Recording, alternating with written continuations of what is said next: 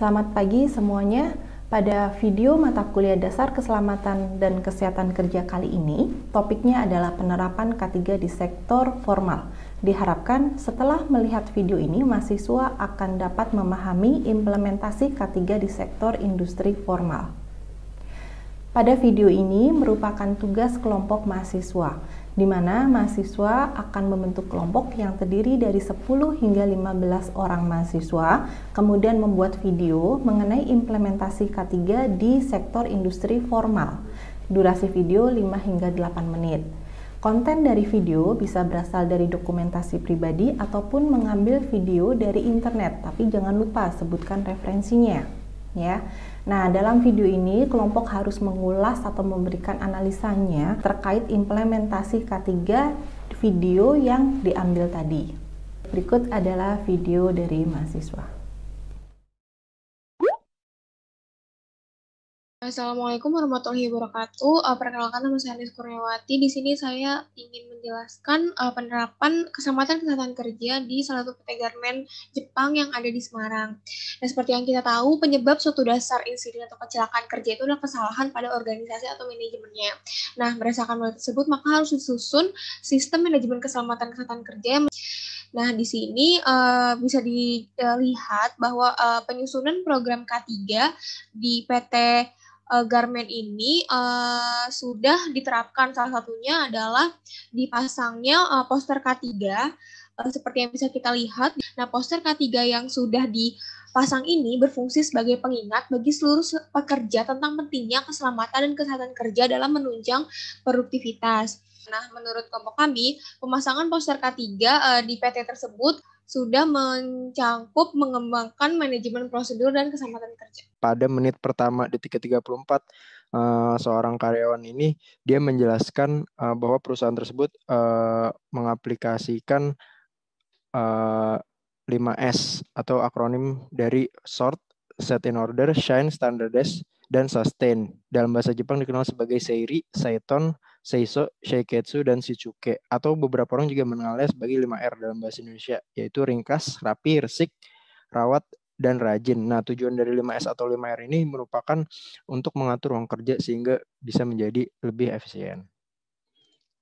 Pada menit kedua, di detik kedua, karyawan tersebut sedang mewawancarai pekerja dan hasil pada wawancara tersebut adalah sebagai bentuk komitmen dari PT TI Matsuoka. Mereka mengutamakan keselamatan, kesehatan, dan keamanan di lingkungan kerjanya. Kesan dari karyawan tersebut selama bekerja adalah tempatnya bersih, kemudian dengan disiplin tinggi, dan dari orientasi awal sudah dibimbing bahwa kebersihan di sekitar lingkungan kerja atau tempat kerja adalah tanggung jawab masing-masing sebagai karyawan. Maka dari itu, bentuk komitmen dari PT TI Matsuoka, mereka mengutamakan keselamatan, kesehatan, dan keamanan di lingkungan kerjanya. Di PT TI Matsuoka Winner Industri Bawen Semarang, dapat kita lihat bahwa penerapan K3 sudah dilakukan, yakni adanya wilayah wajib masker, kacamata, dan juga sarung tangan. APD ini digunakan untuk melindungi pekerja dari percikan bahan kimia berbahaya. Next. Selanjutnya, pada pelaksanaannya, dapat kita lihat bahwa pekerja sudah menerapkan K3 dalam bekerja, yakni menggunakan masker dan juga kacamata. Namun, di sini penerapan K3 juga belum maksimal, karena pekerja belum menggunakan sarung tangan saat bekerja. Selanjutnya dapat dilihat bahwa pada PT ini jalur jaringan listrik dilindungi oleh pipa. Hal ini dapat mencegah dari kerusakan kabel listrik. Selain itu, di sampingnya juga terdapat kotak P3K sebagai pertolongan pertama pada kecelakaan kerja. Next. Untuk yang selanjutnya, di dalam ruangan yang mewajibkan para pekerjanya dalam menggunakan APD untuk melindungi diri mereka saat bekerja, PT TI Mitsuka Winner Industri Bawen Semarang menempelkan poster di dinding sebagai bentuk pengingat ataupun peringatan bagi para pekerja untuk senantiasa menggunakan APD pada saat mereka bekerja. Namun, dapat terlihat di sini bahwa masalah ergonomi masih belum menjadi fokus dalam penjagaan kesehatan dan keselamatan bagi para pekerja pada perusahaan tersebut. Yang selanjutnya, disediakan pula kotak penyimpanan APD sebagai bentuk untuk pemenuhan kewajiban perusahaan dalam menyediakan APD bagi para pekerjanya.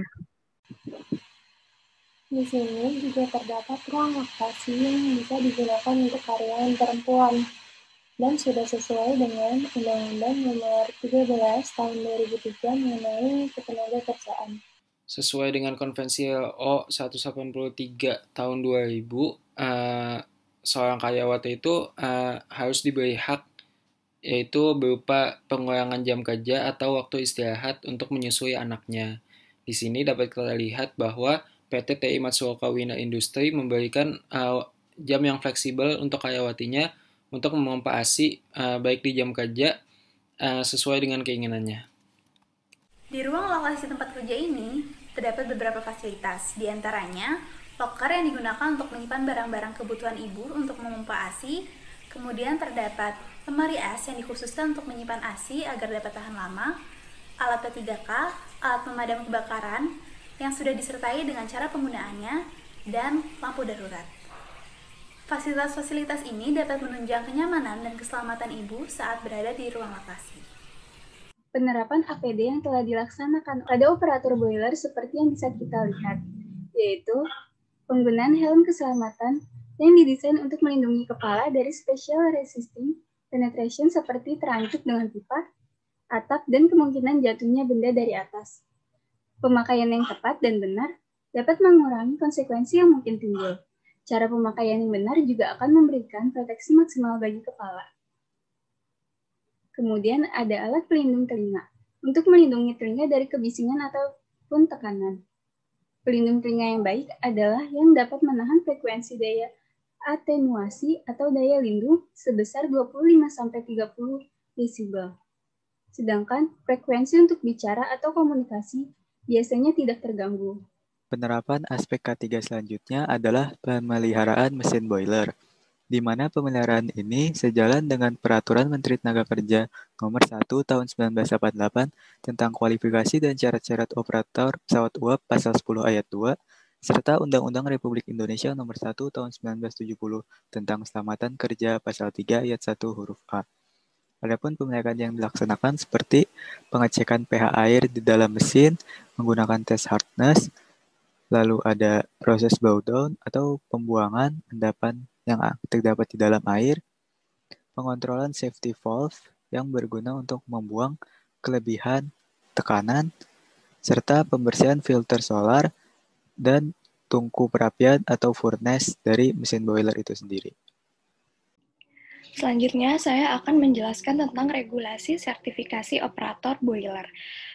Ini dijelaskan pada Permenaker nomor 1 tahun 1988.